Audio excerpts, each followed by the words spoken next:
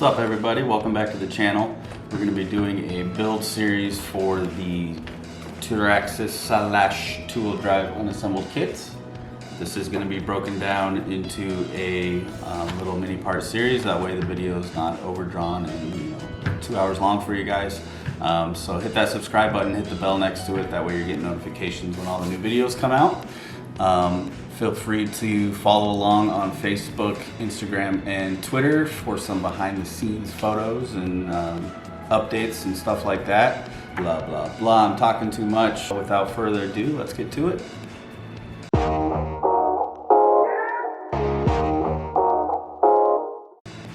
What's up everybody? Welcome back to the Traxxas / two-wheel drive kit build series.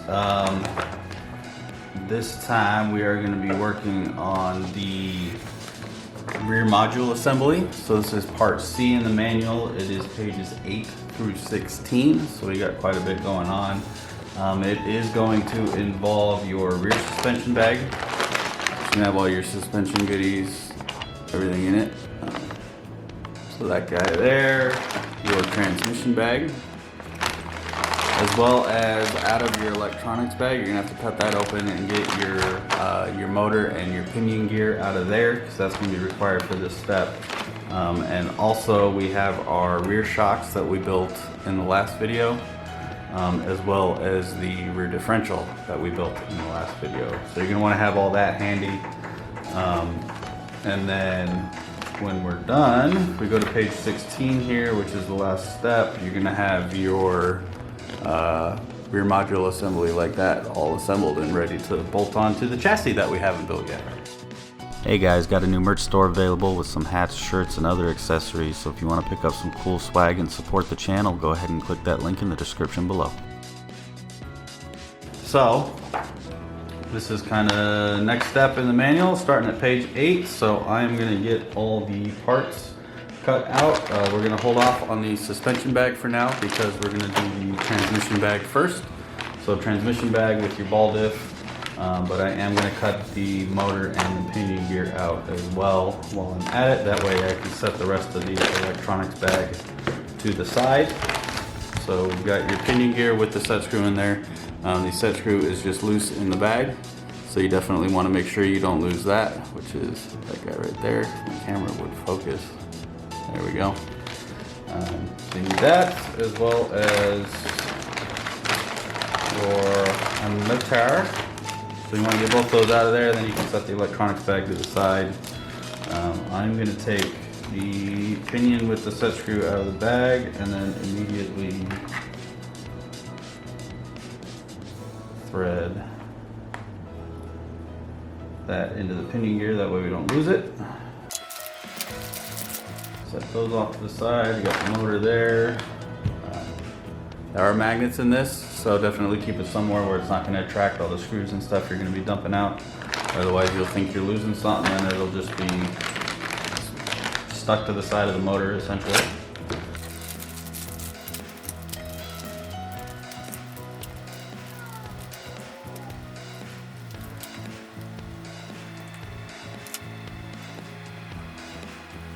Alright, well, we got all the parts out of the bags. So what we're going to start with is getting all the bearings in. That's kind of step one. So you've got all these bearings. They are all the same size. They're 5x11x4s. So you don't have to measure anything. Looks like we need 4 for the first step. We're just going to push them in. They are sealed on both sides there. So it doesn't matter what way you put them in, what way is in or out. If you were to build something that had, a seal only on one side, you would want the seal facing outwards. That way it would catch all the dirt that would be on the outside of the transmission. But you just want to firmly press them in there. There is a little chart in the manual here to make sure that, telling you to make sure you got them pressed in flat. You don't want them cockeyed, or one side up, one side flush, that kind of deal. So you definitely want to get them all in nice and flat. That way your differential spins the way it should. Then we've got our top shaft here. This already has the gear on it. And then you've got a couple of these PTFE washers that were in the bearing bag. but you're gonna put one on either side of this gear. So slide one onto either end of the shaft. And then your housing that actually has the hole that goes all the way through. Put the long end of the shaft through there, and the gear will sit down in the case as so.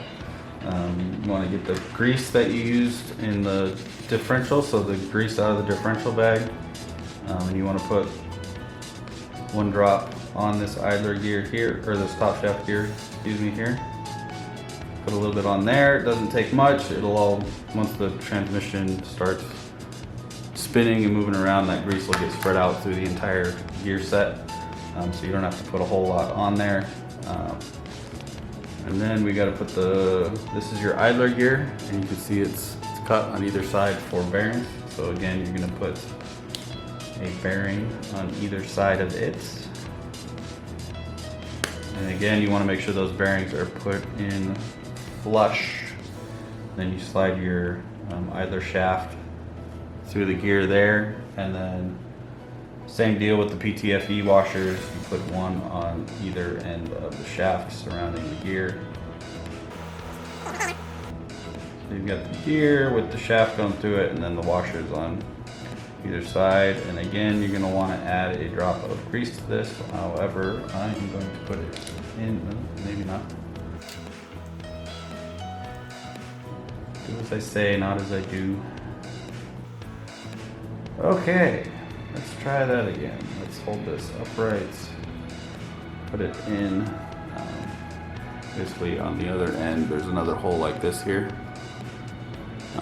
So that shaft slides into that hole. You want to make sure the bearing and the PTFE washer don't fall out. So you want everything sitting flush. And then the grease, I can add one other little dab of grease to that gear. And then we have our differential. So this is going to go in, no washers or anything required on this one. This one's going to go in, you've got your gear here with the, you got your gear, kind of slid towards one end of the differential assembly. So the side that gear is closest to is going to go down. So take your case and then put that gear in facing downwards like that. And that way it makes full contact with the gears that are already in there. And then you can add another drop of grease to this gear, and then you can kind of spin the entire assembly, and that'll get the grease kind of worked into all the teeth of the gears. And you can see it just kind of work its way around as it spins. It'll make contact with all the gears and kind of spread it out. Then we're ready for the other side of the case. This is kind of pretty straightforward. It's only going to go on one way, so just match it up, line it up, make sure you didn't lose any of those PTFE washers on the other sides. And then the case can go together like this. And then we're going to start with all our screws, and you want to make sure to keep in mind what length all these screws are. A majority of them are the 3x23s. So if you line up all your screws and you get the longer ones, so you're going to have some short, some long. The longer ones are going to be the 23s, and then you should have one short one, which is a 20. Definitely want to make sure you get those in the right spots. So you can see this one here is a little shorter. You might not be able to see it this far away, but basically you've got your two size screws there. You can see the shorter one's a 20 mil, the longer one's a 23.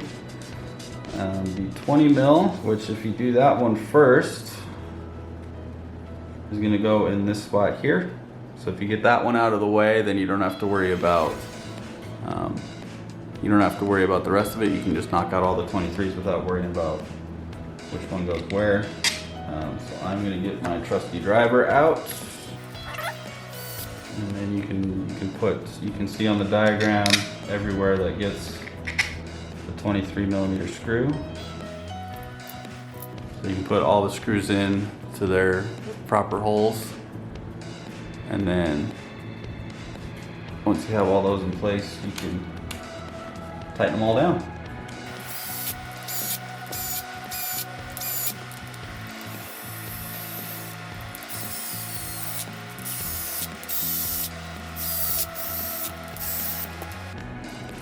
And then once you got that, you should just double check that your drivetrain spins freely. That way you didn't pinch anything when you're putting those screws in there.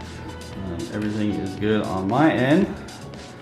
Once that's all clamped down and put together, they do give you this little black tape. And this is to cover the open portion here where you can see your gear for your differential. So this is kind of more of a dust protector than anything, kind of keep dirt from getting in there. So you can place that over that now that you have the transmission sides together. Little added protection there to keep the extra dirt and unwanted stuff from getting in there. Put my grease out of the way, you don't need that again. And next we're gonna start working with the motor.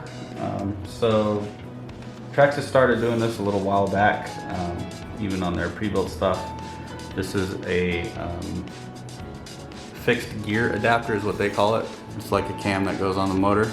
So when you have this on the motor, it basically sets your gear mesh for you. Basically, you don't have it takes the adjustment out of it, so it knows what gears are in the kit, and this is set for that specific gear ratio. So when you use this, you don't have to really worry about fiddling with your gear mesh on your own, which can be a hassle because if you get it too loose, you start stripping spur gears. If you get it too tight, you generate more heat in the motor and unwanted noise. So this kind of just sets it for you. That way you don't have to worry about it. And then peace of mind on this, when you're putting the pinion gear on, I already set the set screw in there. But what you can do on that little set screw, if you have some thread lock, you can throw a dab of thread lock on there. Blue, not red, don't use red, you'll never get it out, so use the blue thread lock. And then that'll help prevent it from backing off.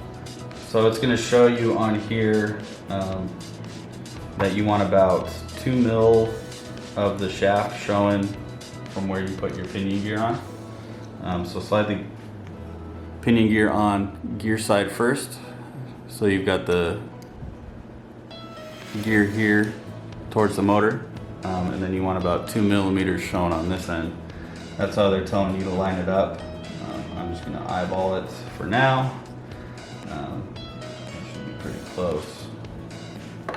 Tighten that set screw down, and then you've got your pinion gear on your motor, and then you can put your cam on. Now there's gonna be one part of the cam that has this ridge on it. And if you look where you're mounting the motor on your transmission case, you can see that opening there looks very similar. That ridge portion needs to go on the bottom side of the motor because that's going to slide into here, and that's what's going to lock it in place to set your gear mesh. So line the holes up, and you can see how that kind of just slides in there and everything lines up. And then you use the big, you've got some screws in there which almost looks like they have a built-in washer on the head. It's a really big flat head on it. Those are your motor mounting screws. So start one and then get the other one. Makes it easier if you just do the other one loose, and then you can get the other one started and tighten them both down. And that should have the proper gear mesh when we get the spur gear and everything on there. Should have the proper mesh. We shouldn't really have to adjust it, which makes it easy. You just mount the motor even before you put the spur gear on. So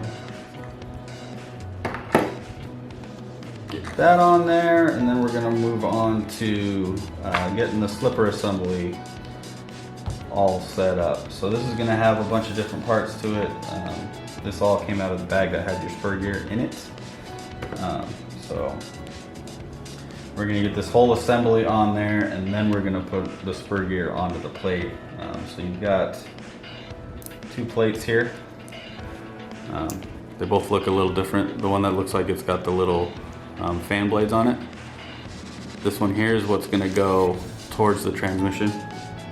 So you want the flat, smooth side out. So there's going to be a little pin that you have to put in this hole on this top shaft, and that's what's going to grab onto this slipper plate. So you'll need to line up the grooves on the plate. Those grooves right there over this pin on the shaft. So slide that on there, lock it into place. And then you've got your slipper disc, which has little groove markings on it. So line those up. You can see how the slipper plate lines up with those grooves. Line all that up as I bump it off there. And then you've got your friction pads, which you can put onto this plate here. They've got 2 holes, just line up those 2 holes with each peg here on the other hub. So you can see the 2 holes in each of those, just line them up and push them on. And then it should look like that. You've got all 3 of those on there. That is going to go down onto here, which your last bearing that you had in the bag. It's not going to exactly line up because you got that play there, but once we get the spur gear in there, the spur gear will line up with the bearing, which will in turn line up with these screws and make everything round in the way it should be. Put the bearing on, then the spring on, and then you've got your nut here. You can tighten that nut down. I'm not going to tighten it down all the way yet, because you still need to be able to move that plate around so you can line it up with the spur gear and the way everything needs to be. Once that's on there, somewhat tight but loose, you can still move that plate around. Then you can line up the spur gear, and you'll see the spur gear has the 3 holes that line up with that plate. You'll want to line those up so the spur gear goes over the bearing and then lines up with those screw holes. So, like so there. And then we can tighten the screws. So you've got some 3x6 cap heads that are actually the smallest screws that you have in there, and you only have 3 of them, so just match up the 3 that you've got. And then those are a 2.5 head.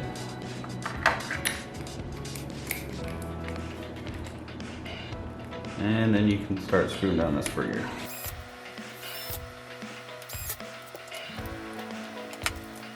And then you can make sure everything's smooth, spins freely. Obviously you'll have the resistance from the motor.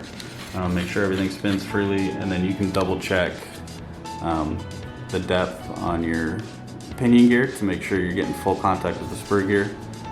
My pinion gear can actually go towards the transmission a little bit. You can see how it's kind of sticking up above the teeth on the spur gear. So we're just going to adjust that real quick. That way we're getting full contact with the spur gear. So just line that up and then retighten the set screw. And then we are good. Now it's time to tighten up the slipper shaft. They're telling you not to over tighten it. So according to their manual, tighten the slipper clutch adjusting nut clockwise until the slipper clutch adjusting spring is fully compressed. Do not over tighten. And then turn the slipper clutch nut counterclockwise 1 full turn. So you want to fully compress the spring and then back it off 1 full turn. And that's what the factory setting for this is. You might need to put some pressure onto the slipper plate, otherwise you're just going to spin the shaft while we're trying to tighten it up until you get tight. So you can see it's fully tightened there, and then we're going to do 1 full turn, backing it off. So now that we have that all set, we basically have our transmission done. We've got the spur gear and slipper assembly all together, and then the motor's installed and everything is good. Never been a huge fan of their plates that set the mesh for you. I always like feeling it by hand myself. You can see there's a couple spots where it's a little tight, but I'll do another video eventually showing you guys how to set gear mesh on your own, so if you don't have to use that plate or you change your gearing, you have options. You can set it yourself because that won't work with other gearing. So now we're we're basically gonna finish buttoning up the transmission. We're gonna put the gear cover on. And this is kind of a funky way they do it. So they've got 2 different size screws. So your top screw is gonna be the 3x8 and your bottom screw is gonna be the 3x6. There are different lengths. So make sure this top screw here is the longer one. You don't want to go too long in there because then you can start making contact with the gears and stuff. And you definitely don't want that. So let's get these tightened on, and then we will have a gear cover on the transmission.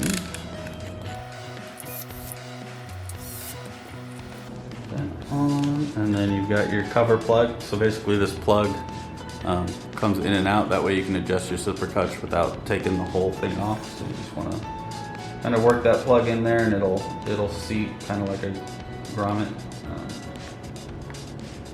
But it'll just sit in there to keep excess dirt and stuff out. And now it's time to install the drive shafts. So you've got your 2 screw pins and your 2 inner drive shafts. Those are going to go onto your out drives of your differential. So you'll just want to line up the holes, and then you can put the set screw in and thread the set screw in. And that pin is going to go all the way through and lock it in, and then you've got the threads to keep it from backing out. You can see it slid in there, and then you just tighten it up. And these aren't left or right, they're both the same, so it doesn't matter what side you put them on. Just line them up and lock them in. All right, that was the last thing out of the transmission bag. We can see we've got a fully functioning transmission with motor. Differential feels good, everything's spinning freely, so that part is done. Now it's time to open the rear suspension bag. All right, so let's get this rear suspension bag opened up, get all the parts out of it. So we've got all our stuff. Set some of these bigger pieces off to the side because we can just grab those when we need those. Some more bearings and washers, and make sure not to lose any of those washers because those are pretty important when you're putting the rear hubs and stuff together.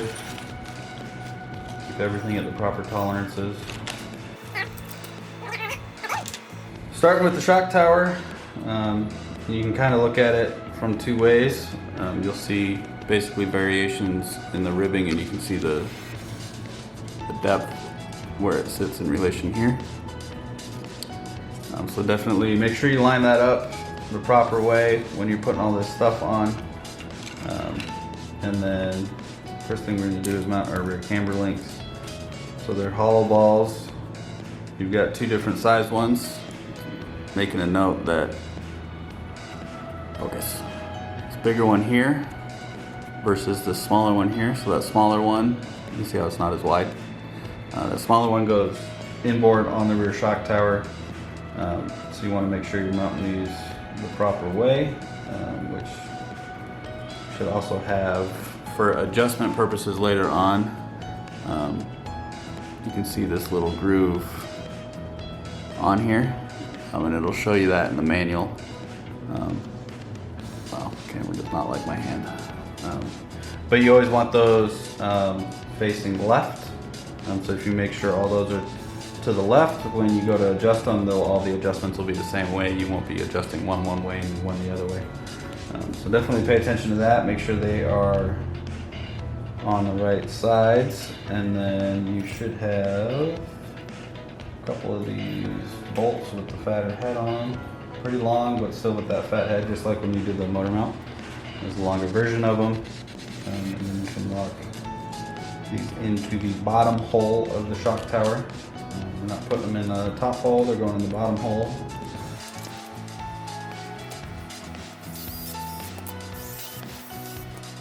And you'll see the screw will come out the other end a little bit. Perfectly fine. We only have 2 screws with this style head in here, so they are the 3x15. But they're the only ones with the fat head, so just put them in the bottom hole and ream them all the way in to lock them in, and everything should be good. You always want to make sure when you're mounting suspension parts that any part that's supposed to pivot is nice and free moving. You don't want to be locking up the suspension by over tightening something and then causing resistance in the system, because then your suspension won't act the way that it should. So actually next we're going to mount this to the transmission. So we need some 3x12 button heads.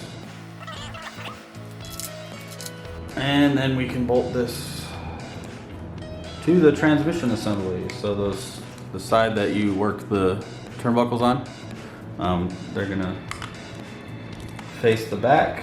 So just run these screws in. Definitely don't want to over tighten them because then you end up stripping the case out, so be careful. Just get them nice and snug, but don't over tighten them because you can go too tight. And that's the same with any plastic part on here. You don't want to go too tight and strip out the threads. Those guys mounted on there, and then we're going to do the rear body post. So grab your rear body post guy here, and then need 4 of the body post mounting screws, which is a 2.5 by 12. And so they're the smaller, the skinnier looking cap head screws. So those guys there. And then there's a bunch of different mounting holes on this rear body post. So you're going to want to make sure you're using the two middle holes on each side. Leave the top one and the bottom one blank.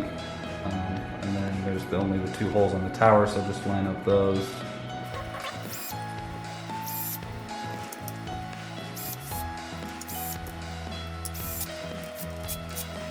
Alright, got the rear body post on.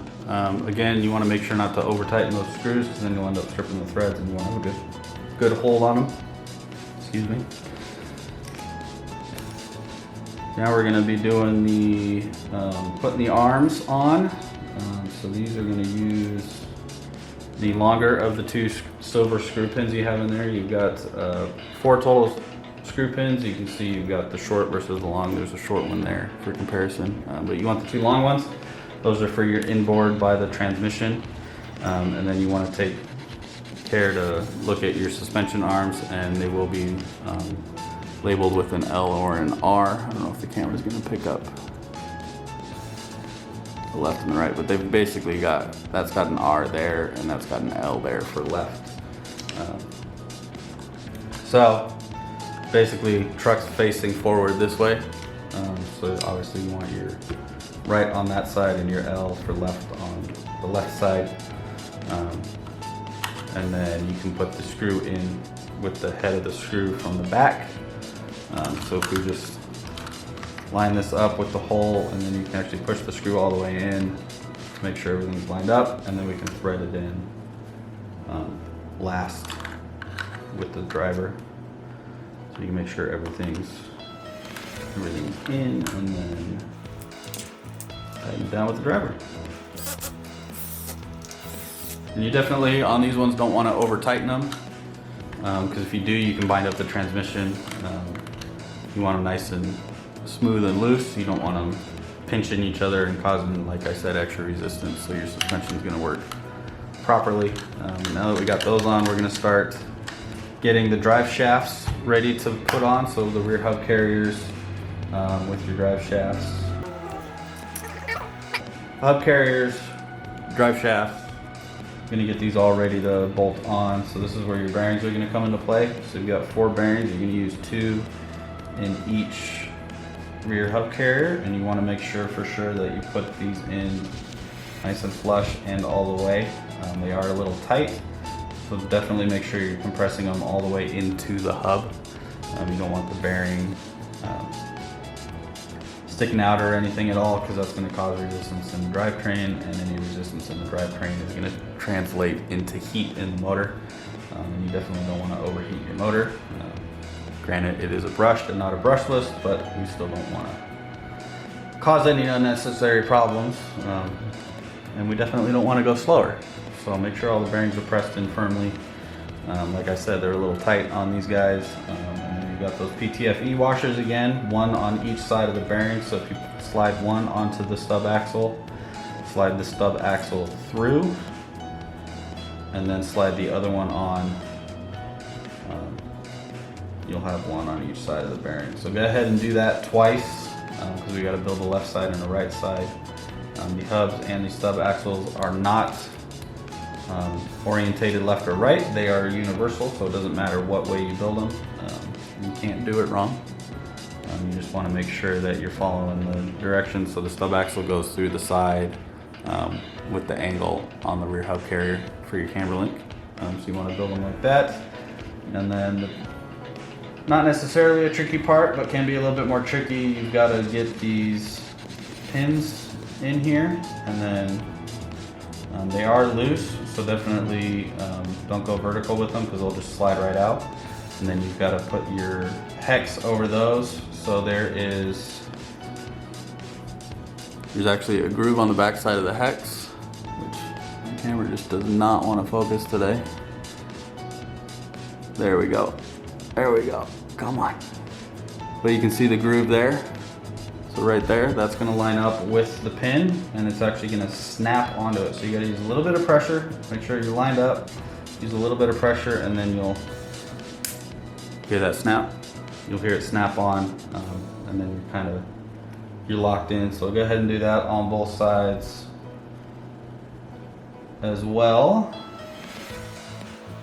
And these pins are important. I mentioned not letting them fall out, because if you do let them fall out and then you just put the hex on there, you're going to go to drive the truck and it's not going to go anywhere, because it's just going to spin the axle without spinning the wheel. So these hexes are very important. So do that on both sides, and always listen for the snap. So we got both those done. Now we can mount them up to the transmission, for the rear module assembly, as they call it. So these are, the axle splines are actually grooved.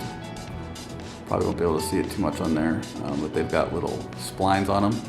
And those are going to line up to the grooves on your inner ones. So just rotate them until they slide on. They should slide on smoothly. There shouldn't be any resistance.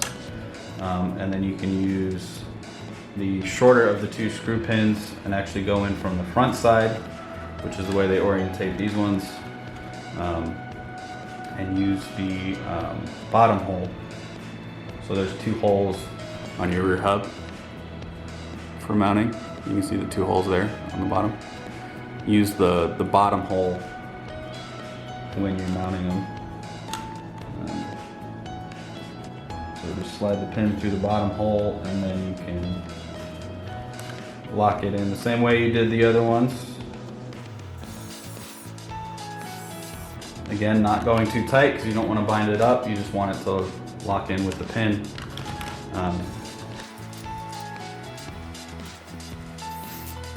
And once you got both of those done, you're going to want to get the 3x15 button head screws. And then we can lock in the, which those are actual size on the manual, so you can always line it up with that to make sure, to verify that you have the right screw. But then we're gonna attach the turnbuckles.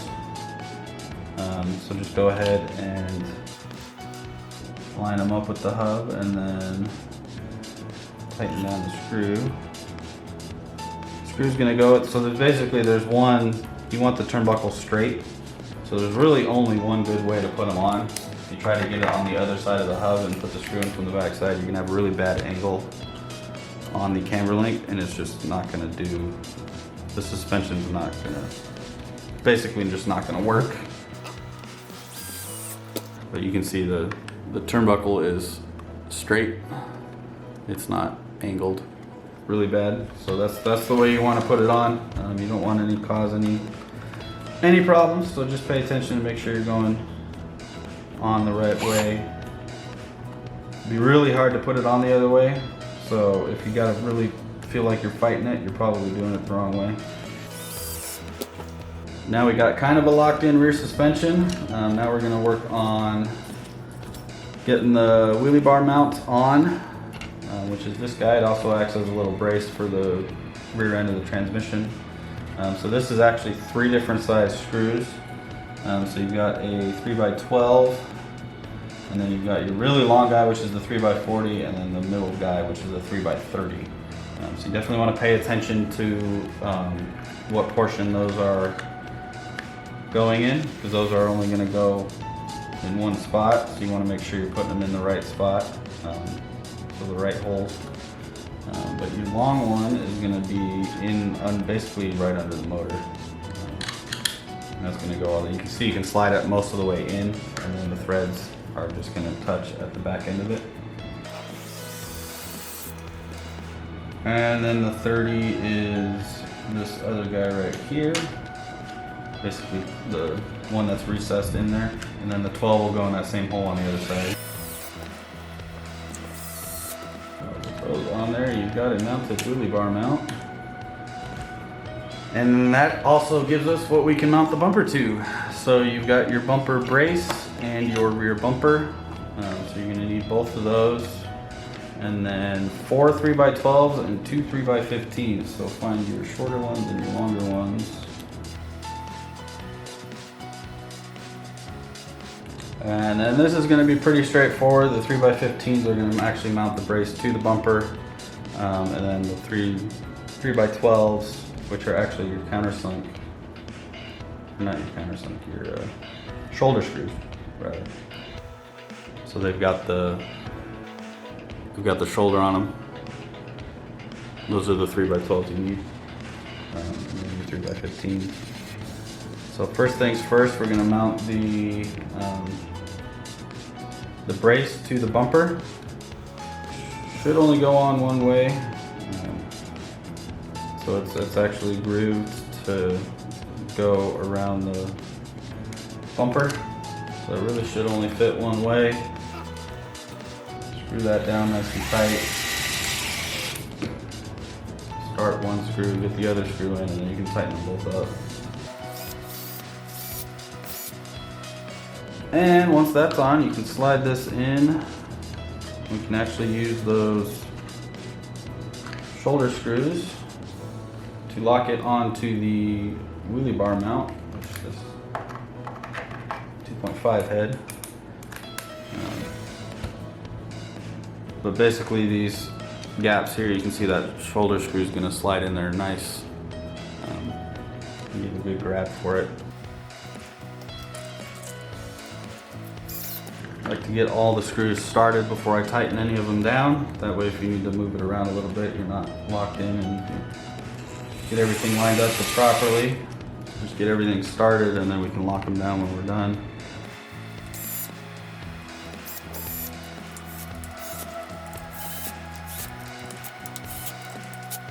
All right, bumper is on. Next is going to be the rear skid plate, and this kind of slides into the wheelie bar mount that they call it. So this will kind of slide in. You can see the grooves here. It kind of slides in there.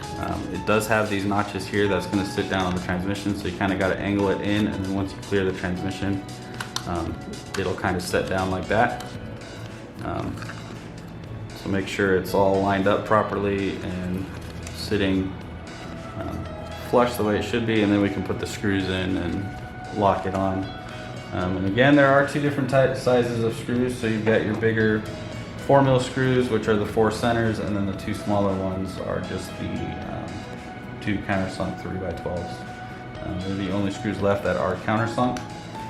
So everything should be right what you need, since we're getting towards the end of the bag. But you can start all these screws.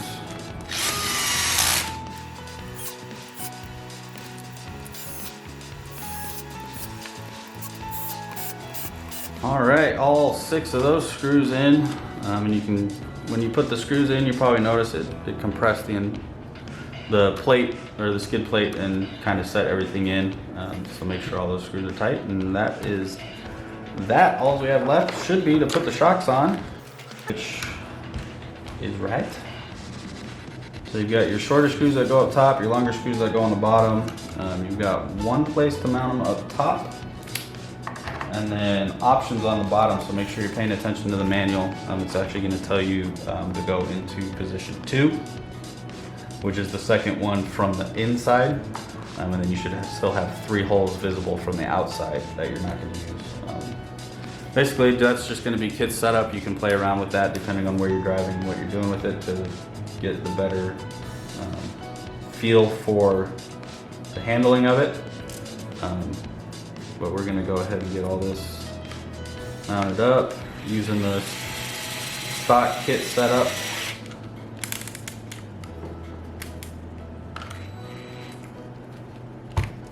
Which is how I build all my cars. I always do box stock setup first because it's usually pretty close to what you want, and then you can tweak it to however you want it. So on a truck like this that you're probably just using the bash, probably not going to make a whole lot of difference where you put it. Probably not going to notice that much. But these give you a nice, not completely vertical, but a nice geometry on it. So good dampening and everything on bigger jumps and all that kind of stuff. So this should be a good position to go out and have some fun. All right, go ahead and work the suspension a little bit. Make sure it feels nice and free and it's not binding up at any position. Other than that, that is the whole rear module assembly. So that's what step C was in the manual, basically pages 8 through 16. We got the motor in, we're making good progress on the kit, but this is the whole rear assembly that's going to mount up to the chassis. So once we get the chassis built, this can bolt directly to it, and you've basically got the whole rear end done. Anyways, thanks for watching. If you enjoyed the video and it helped you out, hit that like button, hit the subscribe button if you haven't already. Doing the full build series on this, so stay tuned for that. And as always, we'll see you in the next one.